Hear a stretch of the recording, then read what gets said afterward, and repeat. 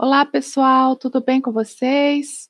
Para quem ainda não me conhece, meu nome é Fernanda Queiroga, sou especialista em direito administrativo e hoje vamos procurar responder a seguinte pergunta: com a edição da nova Lei de Licitações, a Lei 14.133 de 2021, será o fim da teoria das alhas e da preclusão?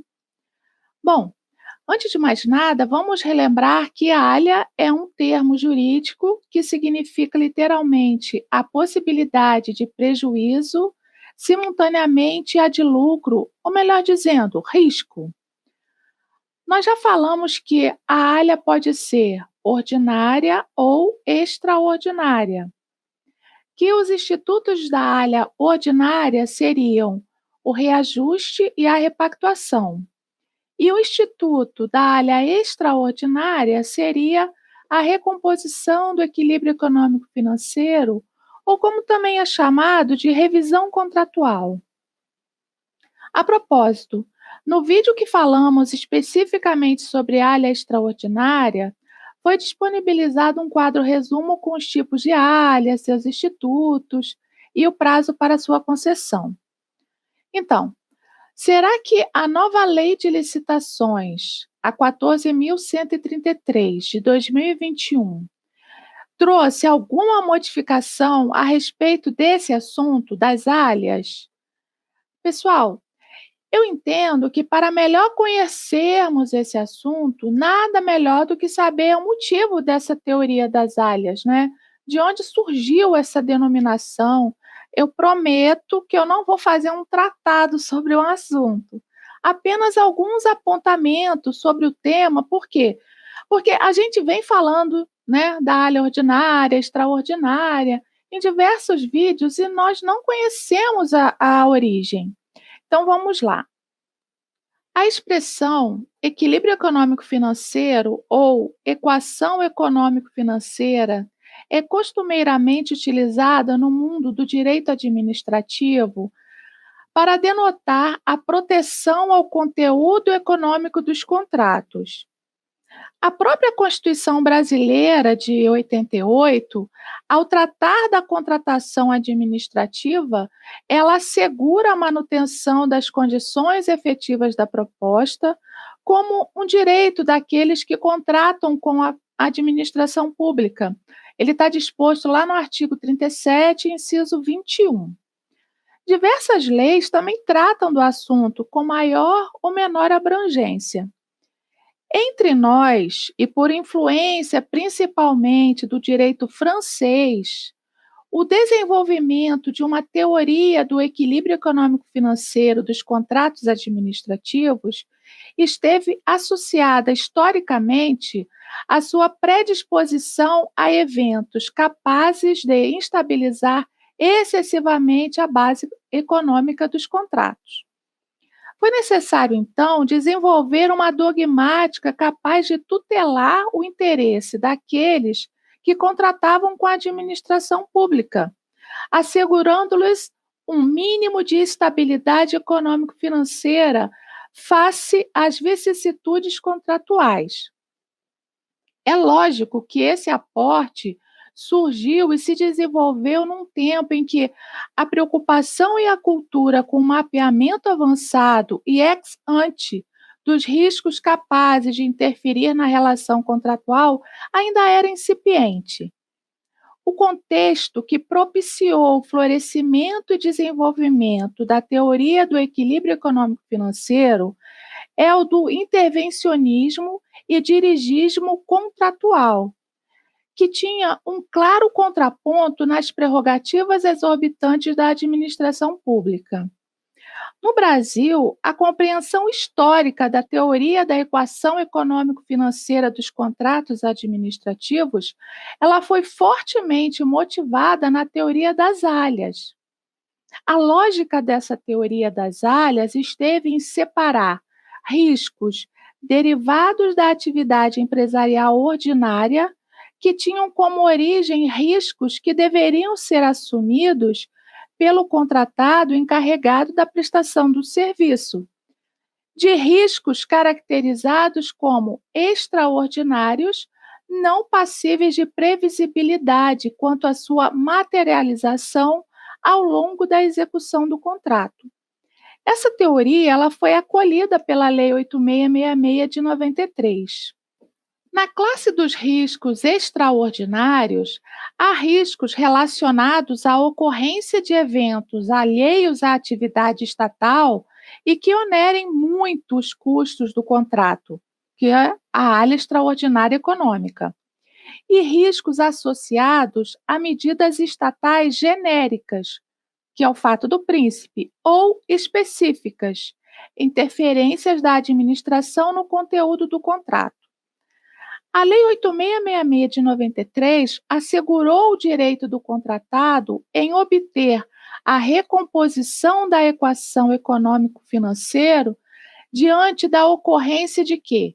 De eventos inerentes à área econômica extraordinária e extracontratual, disposta lá na linha D do inciso 2 do artigo 65. E alocou à administração pública a responsabilidade sobre os riscos positivos ou negativos derivados da criação ou alteração da carga tributária e dos encargos legais incidentes sobre os custos do contrato, previsto lá no parágrafo 5º do artigo 65. Ocorre que, com a edição da Lei 14.133 de 2021, não estarão mais limitadas ou orientadas por categorias genéricas de riscos abstratamente concebidos, como temos na Lei 8666 de 93. Pois a lógica de repartição de riscos consagrada na Lei 8666 de 93, lá no artigo 65, inciso 2, a linha D, ela mudou de figura com a nova Lei de Licitações. Como assim?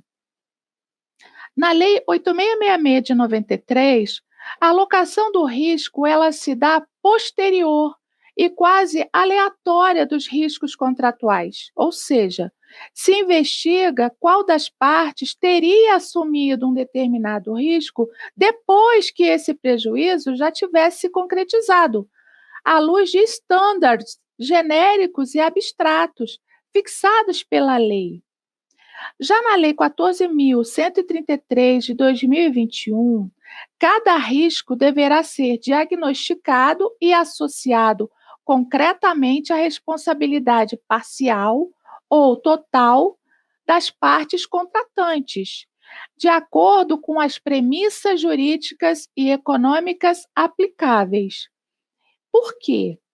Porque a formação das matrizes de riscos de contratos, ela estará limitada não mais pela teoria das áreas como concebida na Lei 8666 de 93, porém por critérios de outra natureza, que consideram as especificidades de cada risco e a repercussão de sua prevenção e materialização no âmbito da matriz de riscos. Uma vez que, quanto maior detalhamento da matriz de riscos, menores serão os espaços gerados para interpretações diversas e divergentes sobre a responsabilidade das partes, referente ao quê? Aos riscos que poderão interferir na execução do contrato. E por que esse entendimento?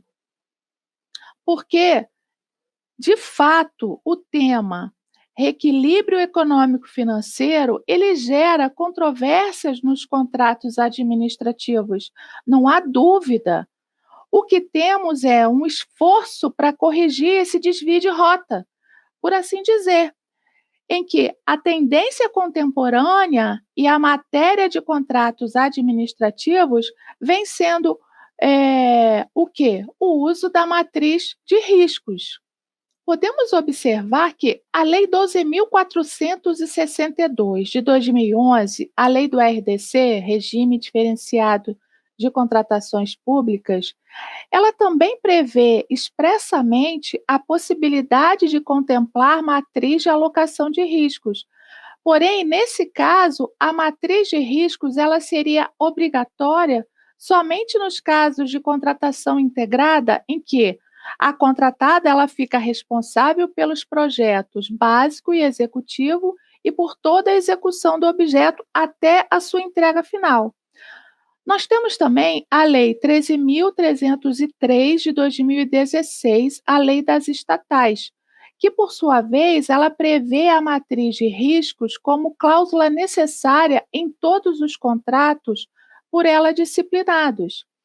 Desse modo, a previsão na matriz de riscos como cláusula contratual, ela não se trata efetivamente de uma inovação no nosso ordenamento jurídico. Porém, ela vem para consolidar uma tendência no direito administrativo, a fim de conferir o quê? Maior racionalidade aos processos e contratos, o que, sem dúvidas, vai gerar mais segurança jurídica e confiança entre as partes contratantes. E por quê? Porque a matriz de riscos nada mais é do que uma técnica de gestão dos riscos. Por meio dela, efetua-se a alocação anterior e específica, consensualmente pelas próprias partes, de todos os possíveis riscos, de forma que, antecipada no momento da assinatura do contrato, além de se estabelecer as respectivas responsabilidades e providências a serem adotadas no caso de os riscos se materializarem em prejuízos. No vídeo de hoje, nós temos um link em que eu apresento um modelo de uma matriz de riscos, no qual é possível observar o tipo de risco, a descrição, a materialização, a mitigação e a alocação desse risco, a quem é atribuído. Vamos lá. E como que esse assunto ele foi tratado na nova lei de licitações? Observamos que esse assunto ele foi tratado nos dos artigos 124 ao 136 da Lei 14.133 de 2021, em que o equilíbrio econômico financeiro inicial do contrato ele pode ser feito da seguinte forma: unilateralmente pela administração, por meio de modificação qualitativa. E quando isso acontece?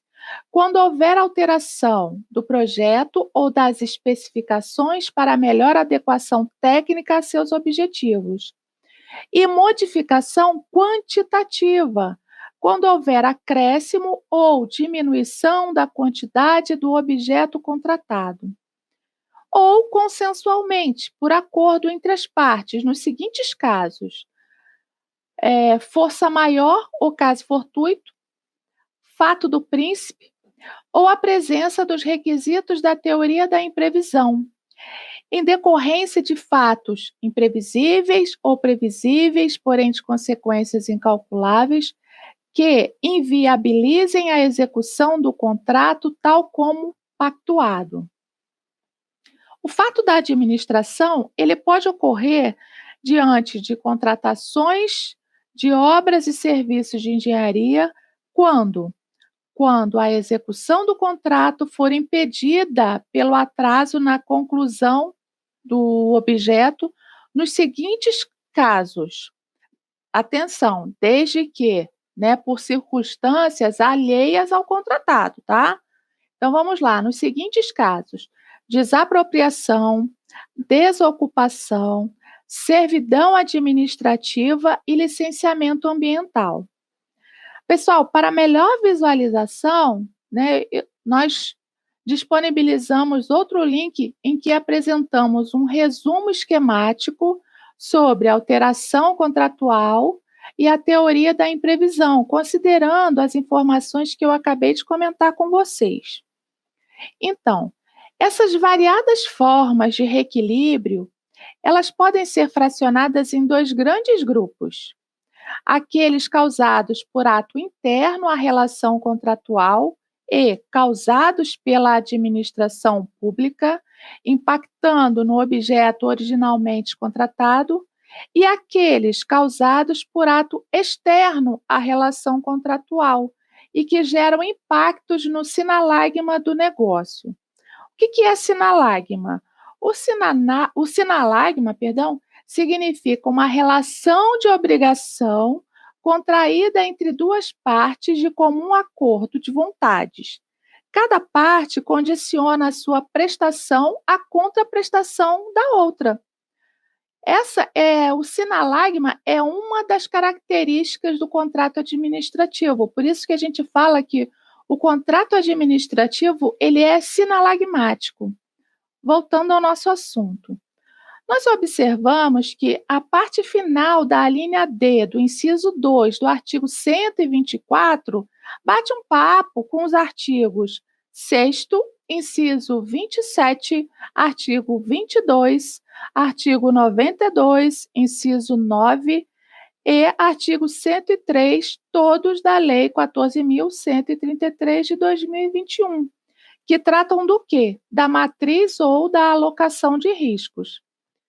Significa dizer que, antes de se cogitar em procurar a solução nas regras da Lei 14.133 de 2021, as partes elas deverão focar o conteúdo do contrato, com o intuito de saber se existe cláusula dizendo quem deve eventualmente suportar uma onerosidade futura, de sorte que deve ser respeitada, em qualquer caso, a repartição objetiva de risco estabelecida lá no contrato.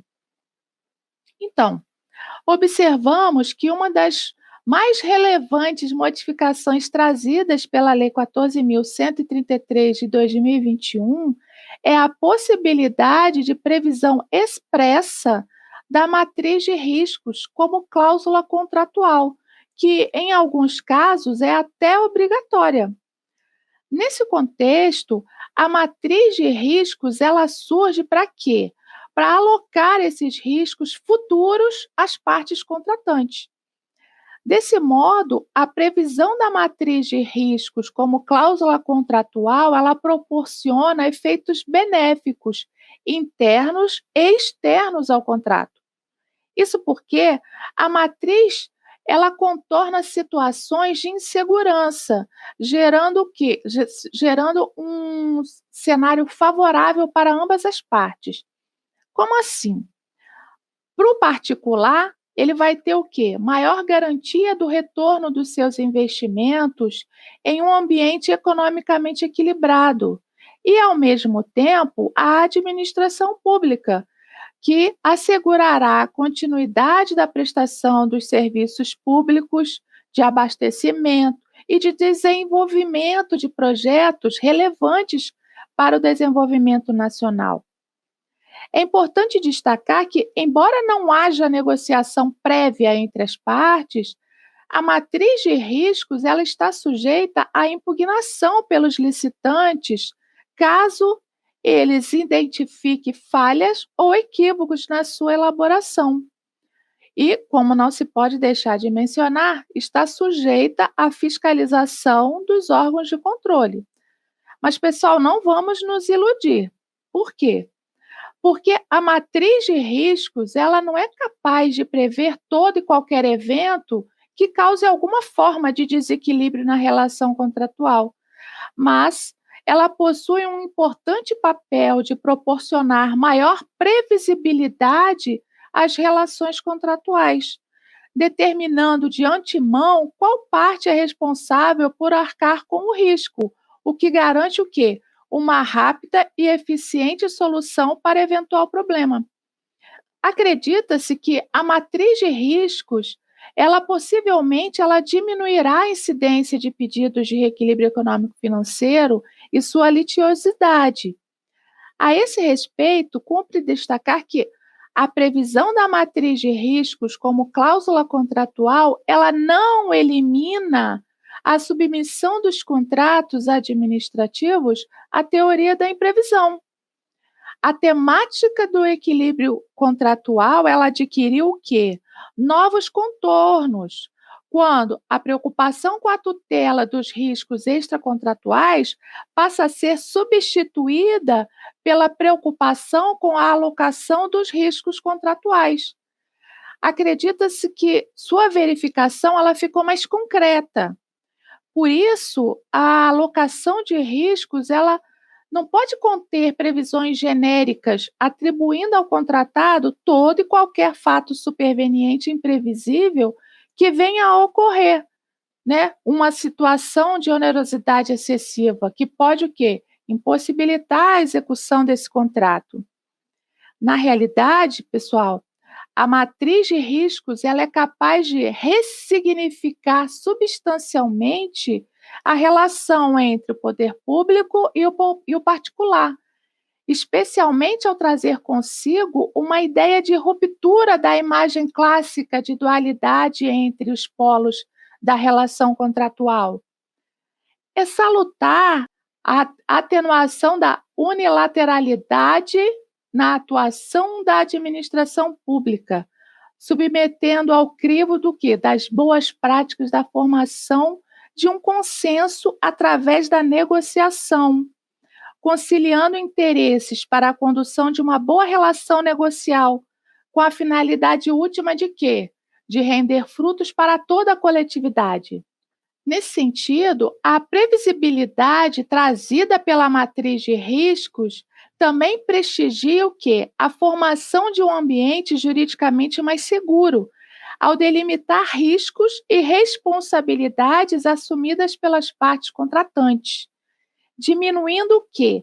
A possibilidade de questionamentos judiciais no percurso da relação, o que é fundamental para a formação de um ambiente saudável e transparente para o desenvolvimento econômico.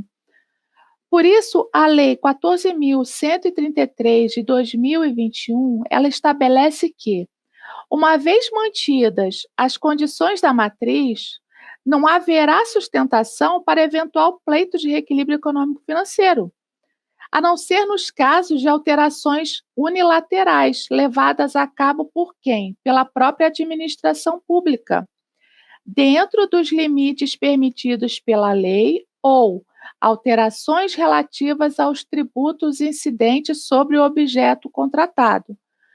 Porém, pessoal, esses casos, eles escapam de acontecimentos relacionados à execução do objeto do contrato e, naturalmente, sequer seria endereçado na matriz de forma contundente. Dessa forma, é deveras importante analisar, antes da participação nos certames licitatórios, a matriz de riscos, inclusive apresentando pedidos de esclarecimentos no sentido de especificar ou aclarar o alcance de certos riscos endereçados ao contratado na matriz. E por que é importante? É importante para prevenir futuros prejuízos e desordens econômico-financeiros ao longo da execução contratual. Porque, pessoal, essa é a grande questão, o desequilíbrio econômico-financeiro durante a execução do contrato. Pois bem, e a preclusão do pedido de reequilíbrio econômico-financeiro? Ela foi afastada com a edição da Lei 14.133 de 2021? Bom, a preclusão é um instituto do direito processual que costuma ser conceituado pela maioria dos autores, a partir das ideias de Giuseppe Chiovenda, como a perda da faculdade de praticar determinado ato processual. A doutrina costuma dividir a preclusão em temporal, consumativa e lógica, porque são as mais comuns. Nós temos um vídeo no qual aprofundamos esse assunto e lá nós apresentamos, além destas, outros tipos de preclusão. Segundo Nelson Neri Júnior e Rosa Maria Andrade Neri, a preclusão lógica é a que extingue a possibilidade de se praticar ato processual pela prática de outro ato com ele incompatível. Posto isto, o artigo 131 da Lei 14.133 de 2021, ele diz o seguinte: a extinção do contrato não configurará óbice para o reconhecimento do desequilíbrio econômico-financeiro, hipótese em que será concedida indenização por meio de termo indenizatório. Pois então, Cuida-se de disposição que inova em relação ao conteúdo da norma anterior, que era silenciosa no que se refere à possibilidade da administração reconhecer essa situação de desequilíbrio após o encerramento do termo contratual. Desse modo, o direito ao reequilíbrio econômico-financeiro, ele decorre de quê? Da demonstração das condições legais para sua concessão, sendo razoável o particular optar em exercê-lo a um só tempo, após a sua completa configuração, quando o contrato estiver em vias de ser concluído ou prorrogado. Em contrapartida, a demora no exercício desse direito pode dificultar a evidência do desequilíbrio econômico-financeiro. Por exemplo, num caso de mudanças de projeto ou inclusão de novos itens. Nessa situação, há o entendimento de que o pedido de reequilíbrio econômico-financeiro ele ocorra antes da execução propriamente dita desses serviços, através da celebração de termo aditivo específico, a fim de evitar o quê? A fim de evitar a realização desses itens sem amparo contratual, em desacordo ao artigo 95, parágrafo 2º, que veda o quê? O contrato verbal. O parágrafo único do artigo 131, ele impôs o pedido de reequilíbrio econômico-financeiro a uma condição. E que condição seria essa? Que esse pedido ele seja formulado durante a vigência do contrato e antes de eventual prorrogação, nos termos do artigo 107 da Lei 14.133 de 2021. Por isso, a Lei 14.133 de 2021, nós percebemos que ela captou a jurisprudência do Tribunal de Contas da União sobre esse assunto, concretizado no Acórdão 4.365 de 2014 da Primeira Câmara. Detalhe, essa ideia ela foi utilizada como razão de decidir do Acórdão 4.603 de 2013 da Primeira Câmara. Porém, a tese foi estabelecida de modo textual, naquela deliberação que apreciou o recurso de reconsideração contra esta. E do que se tratava? O caso envolvia uma tomada de contas especial, uma TCE, em que a empresa contratada havia sido condenada solidariamente com o ex-prefeito, em virtude da execução parcial do convênio firmado com o município, que tinha por objeto a construção da sede da prefeitura local. A contratada alegou, dentre outros argumentos, que desde o início da execução dos serviços, o contrato se encontrava desequilibrado econômico e financeiramente por dois motivos: falhas no projeto básico apresentado pelo município, fato esse que teria obrigado a modificações na fundação do empreendimento, e demora superior a 1 ano para a expedição da ordem de início dos serviços.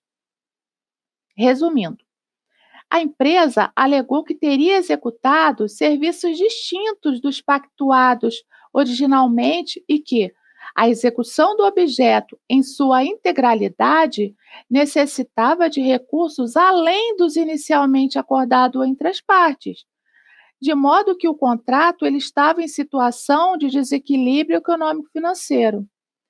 Quanto à primeira observação, falhas no projeto, o ministro Benjamin Zinler indicou que a ausência de manifestação do município sobre o termo aditivo para a correção do projeto não deveria ter sido visto como um fato gerador de obrigações pelo poder público, até mesmo porque as mudanças na fundação seriam difíceis de serem constatadas com o serviço já concluído.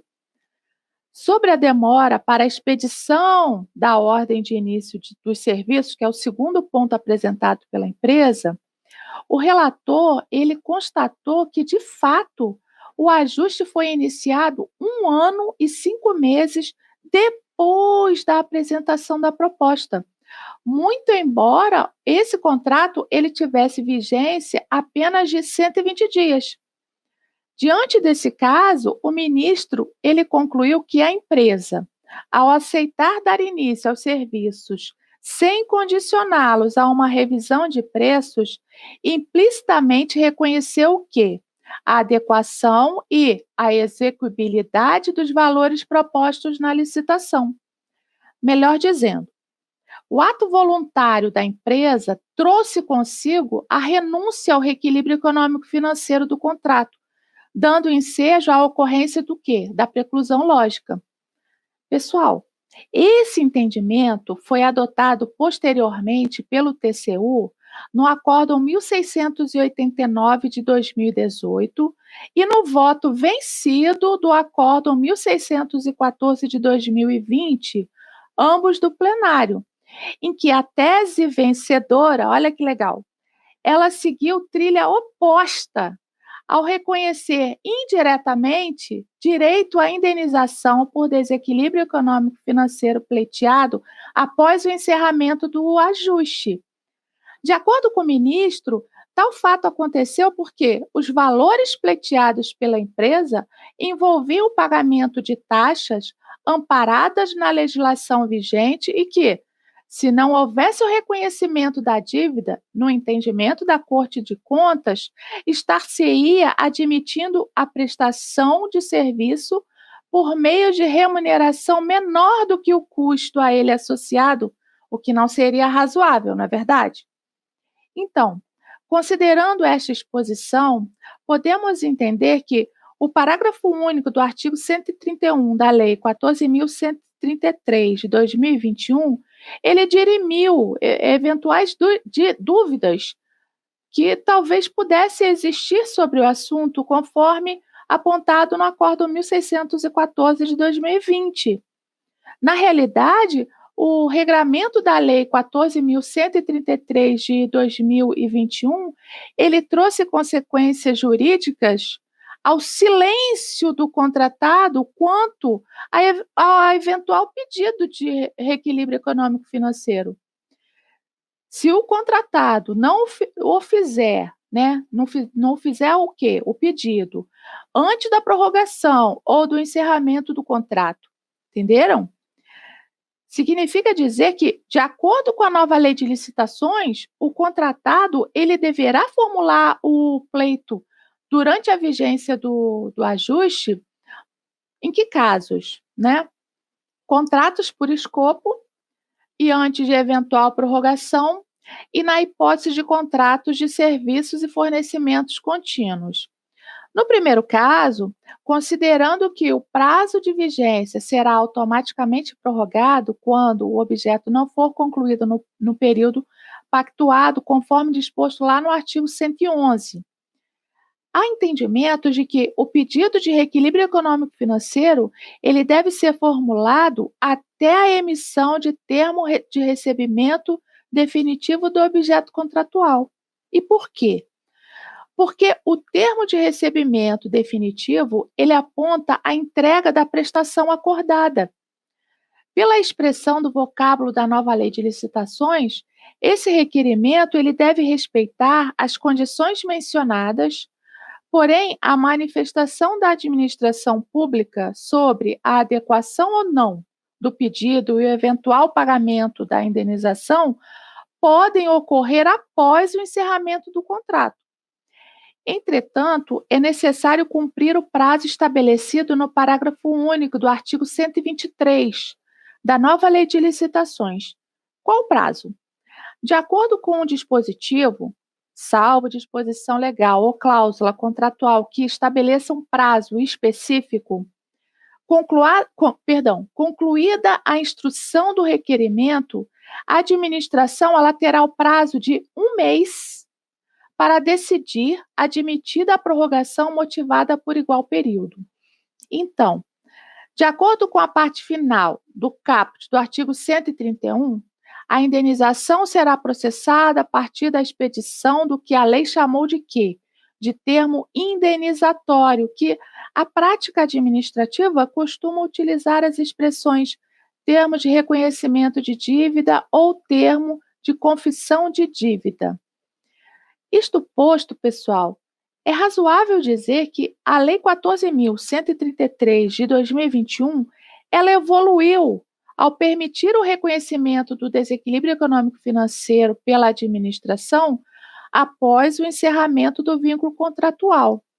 Contudo, a empresa deverá efetuar o pedido de reequilíbrio econômico-financeiro antes da emissão do termo de recebimento definitivo do objeto, nos contratos por escopo e antes de eventual prorrogação nos contratos de serviços e fornecimentos contínuos. Caso, atenção, caso a situação de desequilíbrio ela decorra de mudanças de projeto ou da inclusão de novos itens, o pleito de reequilíbrio ele deve ocorrer antes da execução propriamente dita desses serviços, mediante a celebração de termo aditivo específico, a fim de evitar a realização de itens sem amparo contratual, porque isso estaria violando o artigo 95, parágrafo 2º da Lei 14.133. Então, sem pretender esgotar o tema, observamos que a análise dos pedidos de reequilíbrio econômico-financeiro deverão, antes de mais nada, observar o quê? A matriz de riscos anexada ao edital de licitação. E que os pedidos de reequilíbrio econômico-financeiro, com fundamento no artigo 124, inciso 2, a linha D da Lei 14.133 de 2021, ele poderá ser reconhecido, esse desequilíbrio, pela administração após o encerramento do vínculo contratual, desde que atendidos os requisitos que mencionamos. O que podemos dizer, então, da nova lei de licitações quanto ao reequilíbrio econômico-financeiro? Nós podemos dizer que é uma lei, né, que ela está inovando, na medida em que ela prevê a possibilidade da matriz de risco nos contratos administrativos ordinários, comuns, mitigando o entendimento de que qualquer alteração nas circunstâncias originais da pactuação contratual em desfavor do particular geraria a obrigação do reequilíbrio econômico-financeiro pela administração pública. O que temos de fato é que a alocação de riscos antes ela era posterior, genérica e abstrata. Com a nova lei de licitações, ela passa a ser anterior e específica à contratação. Todavia, não quer dizer que será um mar de rosas, que é o fim das dificuldades. Eu não vejo dessa forma, não será uma tarefa simples. Por quê? Porque a realidade de um contrato administrativo ela é dinâmica.